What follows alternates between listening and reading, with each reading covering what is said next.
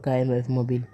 Tey dama ñëwoon pour wan leen naka ngay def ba créer sa compte Instagram boo xam ne du bokk ak sa compte Facebook dara. ma lay demande nag fekkee abonné goo ku bees nga chaîne bi nga abonné di jot suñu yeneen vidéo. loolu pour loolu am nag dangay ñëw nii sa Instagram boo cliquer exclure bu nga ñëw après nga ñëw fii ñu bind exclure avec une email ou une numéro de téléphone nga cliquer ko.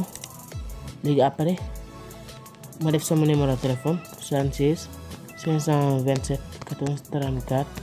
léegi après ma bës suivant su ma bësee suivant gisoo ñoom dañ ma envoyé benn code confirmation si sama numéro bi. léegi code confirmation bi mu ngi nii voilà code confirmation mu ngi nii 237 854 code confirmation mu ngi nii. ma def suivant encore. léegi fii daf may laaj sama prénom maanaam sama tur ak sama sant. léegi chaîne bi su ma ko bëggee asafurla compte bi su ma ko bëggoon a tuddee Khadim Faye asafur KMF mobile damay def nii KMF mobile.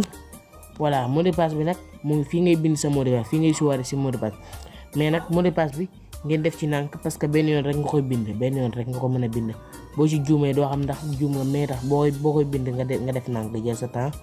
léegi ma bind sama mot de passe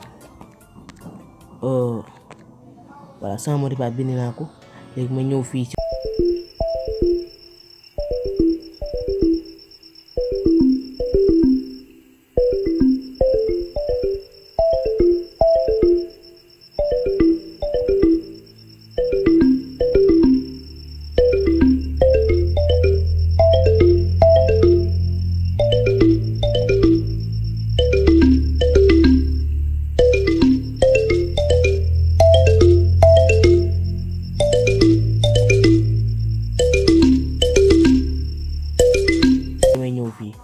soo ma paree pour modifier loolu dama koy def nii KMF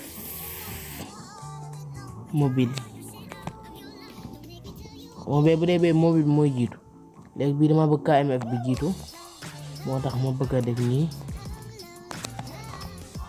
mobile. actuellement gisoo mu ngi nii KMF mobile mu ngi nii. léegi modifier na tur bi.